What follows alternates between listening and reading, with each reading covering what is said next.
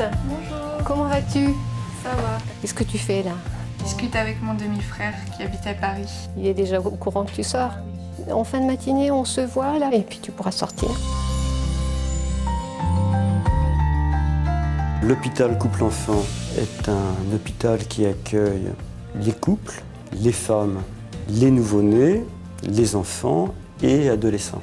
Pour ce qui concerne le projet Dr Souris, il concerne essentiellement la partie pédiatrique de l'hôpital et les enfants nécessitant des hospitalisations, soit de longue durée, soit itératives dans le cadre de la prise en charge de leurs maladies, qui sont souvent des maladies chroniques. Ça fait 1 mois que je suis à l'hôpital de Grenoble. Ma famille, elle habite en Savoie, du coup, d'avoir l'ordinateur, je pouvais leur parler souvent. Je peux l'avoir avec moi comme si c'était le mien et du coup, je peux faire pas ce que je veux, mais presque. Le projet du Dr Souris a permis l'équipement de l'unité d'hospitalisation de semaine en matériel informatique, puisque chaque enfant a dans sa chambre un ordinateur, avec également du matériel pour les lieux de vie comme les salles d'éducation ou les lieux de rééducation ou les salles de soins. Alors Laurent va chercher la définition du mot quartz. Je vais dans Google. Ensuite, tu cherches sur un dictionnaire en ligne. L'ordinateur, c'est bien parce que c'est plus rapide qu'un dictionnaire et c'est mieux. Ça nous sert à faire des recherches que les professeurs nous donnent, des recherches sur Internet au niveau maths, français. Et puis ensuite, si on y arrive à le faire tout seul, avec l'ordinateur, ça va. Mais après, si on ne comprend pas trop, y a les éducatrices qui sont là et nous aident. Et maintenant, l'origine des socles.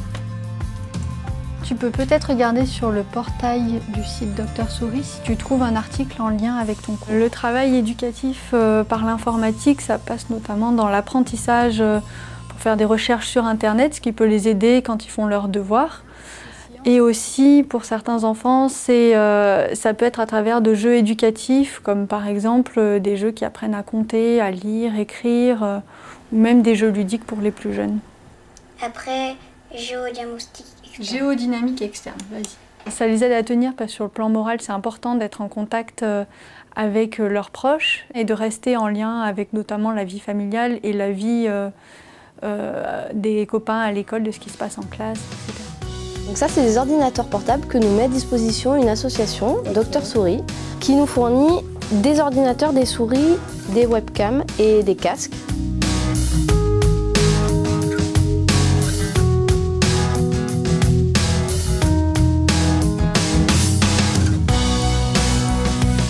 Avec ces ordinateurs, on va te donner un accès à Internet. Ouais. Ça te permettra de te connecter, d'aller sur Facebook, relever tes mails, communiquer avec tes amis, ta famille.